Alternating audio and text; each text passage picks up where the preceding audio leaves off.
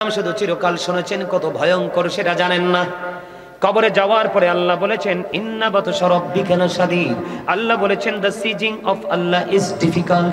আল্লাহর ধর, আল্লাহর পাকড়াও বড় শক্ত। আল্লাহ বান্দাকে শক্ত করে ধরবে। আল্লাহ বলেছেন ইন্নাল্লাহা সারিউল হিসাব। Allah is quick to take account. Allah হিসাব গ্রহণে অত্যন্ত তৎপর। আল্লাহ ধরার পরে তোমার কাছে হিসাব চাইবে। তুমি যদি হিসাব দিতে না পারো তুমি ধরা পড়ে যাবে। আল্লাহ রাব্বুল আলামিন বলে দিয়েছেন দুনিয়ার বুকে তোমরা যা ইচ্ছা তা খেতে পারো, কিন্তু জাহান্নামে যাওয়ার পরেও খাবার বরাদ্দ করে রেখেছি। একটা খাবার হলো জাক্কুম, আরেকটা খাবার হলো তিনাতুল খাবাল।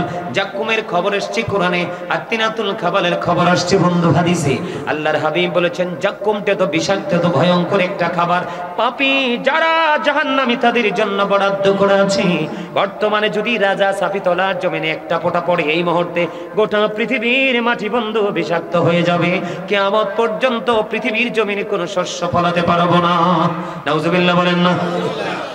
আরেকটা খাবারের খবর আসছে হাদিস শরীফে, সেটার নাম হলো তিনাতুল খাবাল। আমার নবীকে প্রশ্ন করা হলো ইয়া রাসূলুল্লাহ, এই তিনাতুল খাবালটা কি গো নবী? আমার নবী বলেছেন এই তিনাতুল খাবালটা হলো আরেকটা জাহান্নামের নিংড়ানো রক্তপুঁজ। জোরে কন্না নাউজুবিল্লাহ। রক্তপুঁজ খাইতে দিবে, খেতে হবে। সবচেয়ে কবরে সবচেয়ে কম আযাব হবে আগুনের এক জোড়া জুতা পড়াইয়া দিবে। মাথার মগজটা গরুর গোস্তের পাতিলের মতো টকবক করে উঠতে থাকবে। আল্লাহ রাসূল বলেছেন অনেকে ঘামের মধ্যে ডুবে থাকবে, দুর্গন্ধ, বাঁচার মতো কোনো রাস্তা থাকবে না। আমি পরে আসছি। আগুন, এই পৃথিবীর আগুন মনে করছেন? হযরত আবু হুরায়রা রাদিয়াল্লাহু তাআলা আনহু থেকে হাদিস কানা বর্ণিত। আমার নবী বলেছেন জাহান্নামের আগুনকে 1000 বছর আল্লাহ তাপ দিয়েছেন, আগুনের রং হয়ে গেল বন্ধু লাল। আল্লাহ কই এটাও হবে না, আরো 1000 বছর বন্ধু তাপ দিয়েছেন, রং হয়ে গেছে বন্ধু সাদা। আরো 1000 বছর তাপ দিয়েছে বন্ধু রে, আগুনের রং হয়ে গেছে বন্ধু কালো। এই 3000 বছর উত্তপ্ত করে আগুনটাকে বরাদ্দ করে রেখেছে শুধু মুসলমান নামী মুনাফিকদেরকে, ফাসিকদেরকে আগুনে পোড়ানোর জন্য। জোরে জোরে কন্না নাউজুবিল্লাহ। পৃথিবীর বুকে প্রাণীর তৃষ্ণা লাগলে মানুষ ঠান্ডা পানি খোঁজে। এখন মোটর বা টিউবওয়েলের পানিও তার তৃষ্ণা মেটে না। ডাক্তার সাহেবরা কিন্তু সব সময় বলে অতিরিক্ত ঠান্ডা খেও না, অতিরিক্ত ঠান্ডা পানি দিয়ে গোসল করো না, ঠিক নি বলেন ডাক্তার সাহেব? কিন্তু আমাদের মানুষ পরিশ্রম করতে করতে এত বেশি ক্লান্ত হয়ে যায়, তারা পানি বন্ধু গরম পানি খেতে পারবে না। ফ্রিজের পানি মিশিয়ে দিলে একটু মজা পায়, তাই না? কিন্তু বন্ধু তুমি যদি জাহান্নামী পাপী হও রে, তুমি যখন পানির তৃষ্ণায় যখন তোমার কলিজাটা খা খা করবে, ফেটে যাবে রে, তখন তোমার জন্য উত্তপ্ত গরম পানি ঢেলে দেওয়া হবে। মাথা দিয়ে ডালতে দেরি, পেটের মধ্যে ঢুকবে। হাদিস শরীফের মধ্যে এসেছে 2 রানের মধ্যখান দিয়ে লিকুইড হয়ে ওই ম্যাঙ্গো জুসের মতো তোমার ভিতরের সবগুলো পার্টস বন্ধ বের হতে থাকবে।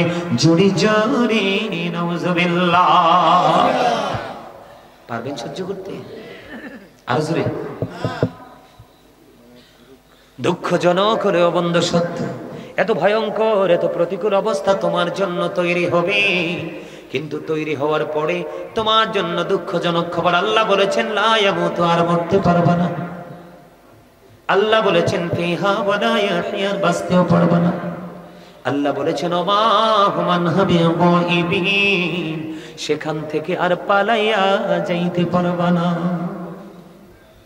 বাঁচারও সুযোগ নাই, মরার সুযোগ নাই, পালিয়ে যাওয়ার কোনো সুযোগ নাই। বলে হুজুর আমি তো লজ্জা পাই, আপনারা দুনিয়ার কত শপিং মল যেখানে সিসি ক্যামেরা লাগায় আপনারা ভয় পান, পান কি পান না? আরো জোরে কন্যা, পান কি পান না? আরো জোরে, পান কি পান না?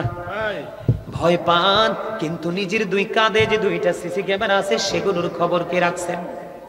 এই যে আমি প্রথমে সে কোরআন শরীফটা খুলেছি আমি সেই আয়াত ধরে আলোচনা করার জন্য। বন্ধুরি আমার, আল্লাহ রাব্বুল আলামিন তিনি বলে দিয়েছেন ওয়া ইদাল কুবুরু বুসিরাত আলিমাত নাফসুম মা কদ্দামাত ওয়া আখরাত। আল্লাহ রাব্বুল আলামিন বলে দিয়েছেন কবরটা যখন উন্মুক্ত হয়ে যাবে, ওপেন হয়ে যাবে, তোমরা প্রত্যেকেই দেখতে পারবে, জানতে পারবে কে কি করেছো আর কি করনি। তার মানে আপনি আমি আমরা সব দেখতে পাবো জীবনে কি করেছি আর করি কি করিনি। আপনি কি তাহলে কোনো দিক দিয়ে বাঁচার কোনো সুযোগ আছে? বাঁচার যেহেতু কোনো সুযোগ নাই, এই জন্য আমি আজকে আলোচনায় হেডলাইন দিয়েছি আইয়ুহাল্লাযীনা আমানু ও আনফুসাকুম ও আহলিকুম নারা। আল্লাহ বলেছেন O believers save yourself and your families from the fire. Allah ইমানদারকে ডেকে বলেছেন তুমি জাহান্নাম থেকে বাঁচো এবং তোমার পরিবারকেও জাহান্নাম থেকে বাঁচাও, আওলাদকে জাহান্নাম থেকে বাঁচাও। এই জন্য শুরুতে বলেছে রাসূল বাচ্চা জন্মগ্রহণ করার পরে যেই যেই কাজগুলো করতে হবে সেটি করো, তোমার বাচ্চাটা এমনিতেই মানুষ হয়ে যাবে। তুমি বাচ্চাকে ডাকতে হবে না, এই বাচ্চা বড় হয়ে অটোই তোমার খবর রাখবে। কথা কন না কেন? গতকালকে যেখানে মাহফিলে ছিলাম, এই ছেলেটার নাম হলো জামাল, তাকে ফ্রান্সে অসুস্থ। তার বাবা নাকি আমার অনেক বড় ভক্ত ছিলেন, আমার জিকির বেশি পছন্দ করতেন। এখন এই ছেলে এই বছর প্রথম বার্ষিক ওয়াজ দেওয়ার আয়োজন করলেন এবং গতকালকে আমার জবান দিয়ে বন্দে মাহফিলটা চিরদিন যতদিন বেঁচে থাকবে বাবার আত্মার মাগফিরাতের জন্য বাৎসরিক প্রোগ্রাম হিসেবে ঘোষণা করা হয়েছে। ওই বাচ্চাকে যে ট্রেনিং দিয়েছে, সন্তানের ট্রেনিং প্রাপ্ত হয়ে সেই ট্রেনিং এর রেজাল্টটা উল্টো পিতা মাতার হাতে তুলে দিচ্ছেন। আপনারা তো এখন ছেলে হইলে মনে করেন সোনার হরিণ আইছে, আর মেয়ে হইলে মনে করেন নিকৃষ্ট জানোয়ার আপনার কোলে আইছে। কথা কন না কেন? আর মুসা নবী আল্লাহরে প্রশ্ন করলো, আল্লাহ আপনি খুশি হইলে কি করেন? আল্লাহ কয় আমি বাবা মার কোলে পাঠাই দেই কন্যা সন্তান। আরো যদি খুশি হন কয় তাহলে পৃথিবীতে বৃষ্টি দেই। আরো যদি খুশি হন তাহলে কি করে কারো বাড়িতে পাঠাই দিই মেহমান। আমরা এমন এমন মুসলমান, তিনটা রহমত তিনটা পাইলেই আমরা বিরক্ত। মেহমান হলে তো টেনশনই বেড়ে যায়, টাকা খরচ হইব, বাজারে যাওয়া লাগবো। জি হইলে মনে করে হারে 5 লাখ লাগবো। তুমি তো যদি আলহামদুলিল্লাহ কইতে আল্লাহ দেখতা 5 লাখ নি, জি খাওয়াইয়া পড়াইয়া স্কুল টিস্কুল মাদ্রাসা শেষ করে আরো থাকতো। কথা কম। আর বৃষ্টি যদি একদিনের জায়গায় 2 দিনে, আসমান কি হুরকি হইয়ে গেছে নি? কয় না অনেকে, আমি শুনছি তো। অথচ এগুলো আল্লাহর রহমত।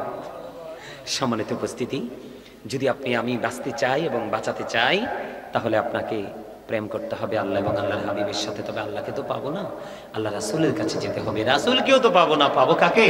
আমাদের আপনার আমার মাঝে যে হক্কানে আলেম, হক্কানে আল্লাহর ওলিরা আছে, তাদের সাথে মিশলে রাসূল পাওয়া যাবে।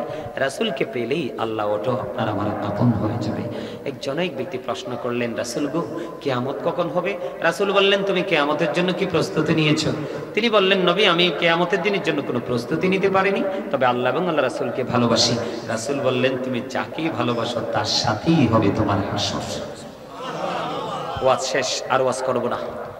5 ওয়াক্ত নামাজ পড়বেন, হালাল পথে রোজগার করবেন, মা বাবার সাথে ভালো আচরণ করবেন, বেশি বেশি করে আল্লাহকে ভয় করবেন, কবর হাসরকে ভয় করবেন এবং জীবনের প্রতিটা মুহূর্ত ইসলামী রঙে রঙিন করে চলার চেষ্টা করবেন। কারণ Islam is not only a religion but also complete code of life. আপনার আমার পরিপূর্ণ এবং পূর্ণাঙ্গ জীবন ব্যবস্থা রয়েছে কোথায়? ইসলামের মধ্যে। সম্মানিত উপস্থিতি, আপনারা যাবেন না আমি জিকির করব, মিলাদ পড়ব, কিয়াম করব, মুনাজাত দেব, তাবারুক আছে না? আপনাদের তাবারুক আছে। আমি যখন দাঁড়াবো, রাসূলকে যখন সালাম দিব, দাঁড়িয়ে সালাম দিব, তখন আপনারা নিজ নিজ দায়িত্বে কাতারে বসে যাবেন। কি হয়ে যাবে? কাতার থেকে যখন বসবেন, বসার পর আমি তাদেরকে অনুমতি দিব, তারা তাবারুক দিবে, আমরা মুনাজাত দিব, একসাথে সবাই যাব। ঠিক আছে?